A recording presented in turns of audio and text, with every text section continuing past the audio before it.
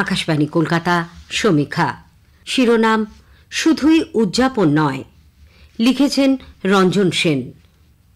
একটা নির্দিষ্ট দিবস শুধু পালন বা স্মরণের দিন নয়, বরং কর্মের আহ্বান। ২রা ডিসেম্বর জাতীয় দূষণ নিয়ন্ত্রণ দিবসে এই কথাটা বারবার মনে পড়ে যাচ্ছিল। ১৯৮৪ সালের ২রা ডিসেম্বর রাতে ঘটেছিল ভোপাল গ্যাস বিপর্যয়। প্ল্যান্ট থেকে বিষাক্ত গ্যাস আইসোসায়ানেট বা এমআইসি লিক করার কারণে মারা যান বহু মানুষ। বিষাক্ত গ্যাসের শিকার হন ৫ লক্ষেরও বেশি মানুষ। বিশ্বের শিল্প দূষণের ইতিহাসে ভোপাল গ্যাস ট্র্যাজেডি এক বৃহত্তম বিপর্যয় হিসেবেই জায়গা করে নিয়েছে। আমাদের মনে রাখতে হবে, ইতিহাস শুধু মনে করিয়ে দেওয়ার দিনই নয়, বরং যে কোনো বিপর্যয় থেকে শিক্ষা নিয়ে তা মোকাবিলার জন্য প্রস্তুত হওয়ার দিন। মনে পড়ে গেল রবীন্দ্রনাথের কথা। তিনি বলেছিলেন, প্রস্তুত থাকাটাই সভ্যতা, বর্বরতা সব সময় অপ্রস্তুত। সত্যি তো, আমাদের প্রস্তুতি এবং সতর্কতাই বিপর্যয় ঘটার সম্ভাবনা রোধ করতে পারে। কিন্তু এই সরল সত্যটুকু আমরা প্রায় কেউই মনে রাখি না। জাতীয় দূষণ নিয়ন্ত্রণ দিবস পালনের লক্ষ্য হল দূষিত জল, বায়ু এবং ভূমির কারণে হওয়া অসুখ বিসুখ ও প্রাণহানি সম্পর্কে মানুষের সচেতনতা আনা, দূষণ ঘটার মতো সম্ভাবনাগুলিকে রোধ করা। এটা মানতেই হবে, এ কাজ আরও আগে শুরু করা উচিত ছিল, কিন্তু করা যায়নি। সারা বিশ্বেই এই নিয়ে একটা বড় ঘাটতি থেকে গেছে। ধারাবাহিকভাবে ঘটে চলা বিপর্যয়গুলি থেকে শিক্ষা নিচ্ছি না আমরা। এখনও সারা বিশ্বে বায়ু দূষণে প্রতি বছর প্রায় ৭০ লক্ষ মানুষের মৃত্যু হয়। কার্বন নিঃসরণ থেকে শুরু করে জল দূষণ, শব্দ দূষণ, বায়ু দূষণ, শিল্প দূষণ, সব মিলিয়ে নানান দূষণের বেড়াজালে আমরা যেন বন্দী হয়ে রয়েছি। কেউ বলতেই পারেন, কেন? প্রচার চলছে, আইন রয়েছে, পুলিশ রয়েছে, সবই তো রয়েছে, কিন্তু আমাদের অনেকেই এসব মানেন না। কালী পুজো বা দেওয়ালিতে শব্দবাজির দাপট বেড়েই চলেছে। পরিবেশ দূষণ এবং বিপর্যয় সম্পর্কে মানুষের সচেতনতার অভাব এর একটা বড় কারণ। এটা যারা করছেন তারা নিজেরাও জানেন না, এর ফলে তারা নিজেরাই ক্ষতিগ্রস্ত হচ্ছেন।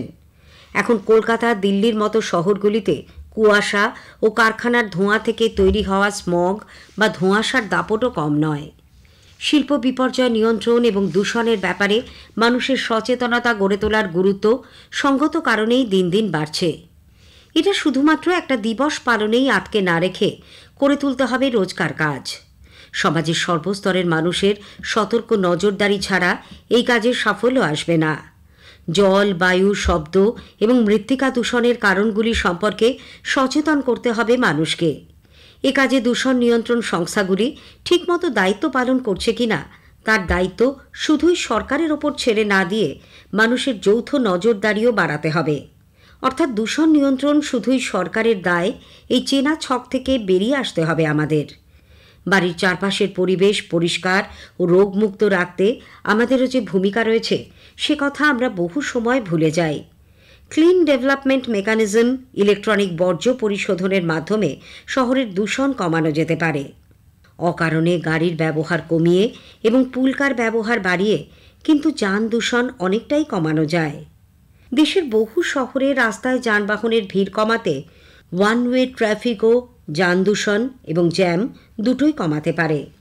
জাতীয় দূষণ নিয়ন্ত্রণ পর্ষদ বা ন্যাশনাল পলিউশন কন্ট্রোল বোর্ড এখন শিল্প দূষণ রুখতে অনেকটাই তৎপর। শিল্প সংস্থাগুলির পরিবেশ দূষণের কোনো ঘটনা চোখে পড়লে তা সংশ্লিষ্ট কর্তৃপক্ষকে জানানো মানে প্রকৃত নাগরিকের দায়িত্ব পালন করা। কিন্তু অপরকে দোষ দিতে অভ্যস্ত মানসিকতা আমাদের এই জরুরি কাজগুলিতে বাধা দেয়। একটা কথা মাথায় রাখতে হবে, দূষণ সবসময় চোখে দেখতে পাওয়ার মতো কোনো ব্যাপার নয়। আদতে এটা একটা নিঃশব্দ ঘাতক। বায়ু দূষণের ফলে শ্বাসকষ্ট, হৃদরোগ, এমনকি ক্যান্সারও হতে পারে। দূষিত জলে সবার অজান্তে তৈরি হয়ে যায় জনস্বাস্থ্যের ঝুঁকি। মাটি দূষণ কৃষিকে প্রভাবিত করে, যার ফলে ফসলের গুণমান কমে যায়। আমাদের সবার চেষ্টা ও মনোযোগ না বাড়ালে জাতীয় দূষণ নিয়ন্ত্রণ দিবস শুধুই একটা উপলক্ষ হিসেবে থেকে যাবে। সমীক্ষা শেষ হল। এটি লিখেছেন রঞ্জন সেন।